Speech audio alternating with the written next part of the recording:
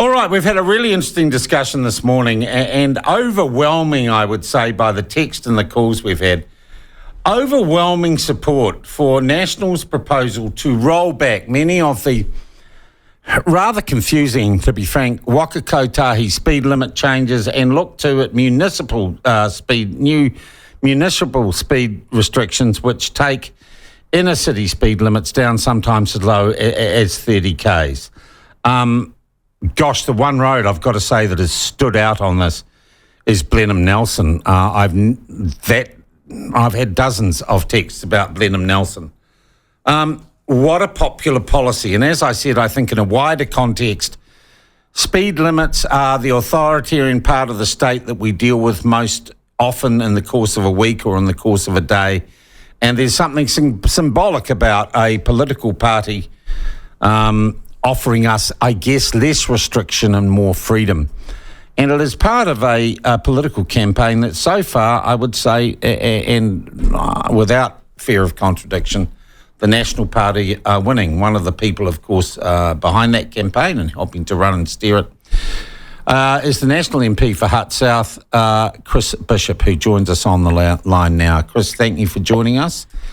Morning, Sean. Welcome to the platform. Could I also say thank you too for your kind words about Chloe yesterday? Devastating news. I was so shocked to see that and hear that, Sean. It's just so sad. Yeah, it most certainly is. She, as you probably know, I had quite a bit to do with her in the Hutt Valley because the Wright Family Foundation set up and ran a birthing centre here. Yep. And I fought alongside her to try and make sure that funding could follow mums who chose to give birth at the birthing centre, which was a fantastic facility. Yeah. And the Ministry of Health refused for many years to allow that. And she fought on that, man.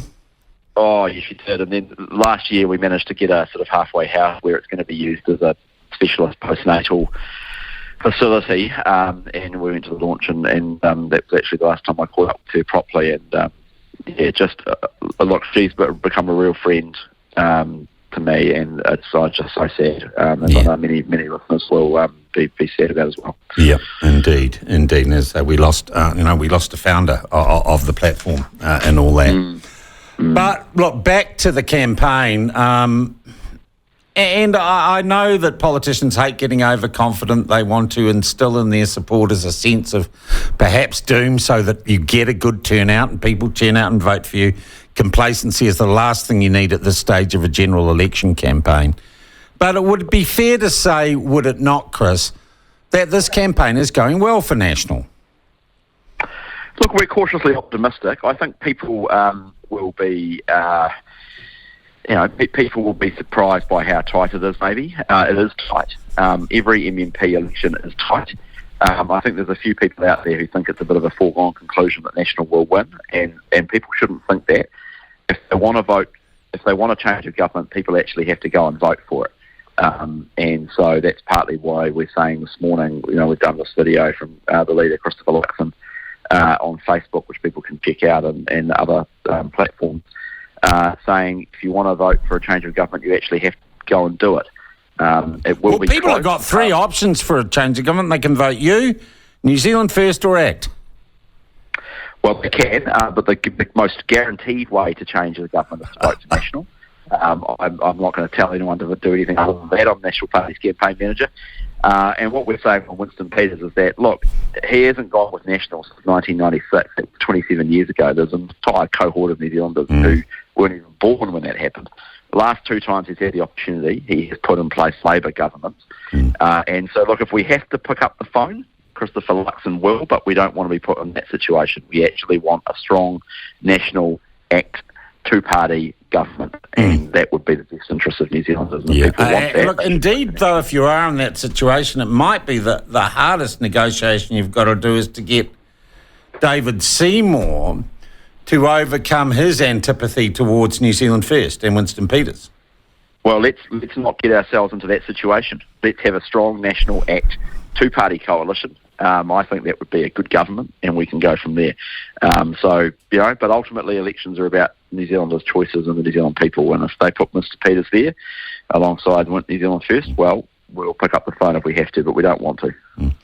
Chris, can I say I think it's been a safe campaign, and it looks, I looked at that leaders' debate. Everyone was trying to out-reasonable everyone else. You seem to have run a campaign which is based on finding the centre and not losing votes as much as gaining votes. Has that been the strategy to leave, if you like, more radical rhetoric to people on the fringe, well, not the fringes, on the outside of the political spectrum, and the real battle this election has been for the middle ground?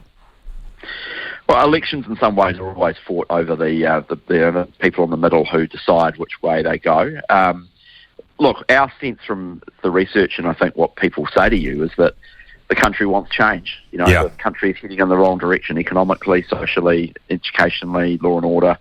And so we've just outlined a series of sensible policies. Tax relief is at the centrepiece. New Zealanders have been pushed into higher and higher tax brackets, and we do think that New Zealanders are struggling, so that's why we put our back pocket boost.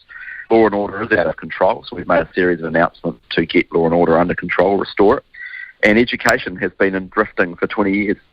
And we've made a series of announcements about going back to the basics in education. So, the start of the year, the clear feedback that came through to us was, we don't like Labor. We're sick of the direction of travel of the country. What's National's plan? And so we've spent the year outlining our plan. We've announced, 45 policies or something, which are all available online. And we've just been progressively rolling them out. We've got, a few more things to say between now and election day. How long did you have that speed limit thing up your sleeve? Because I got to say, I look at that in the context and the timing of that in an election campaign.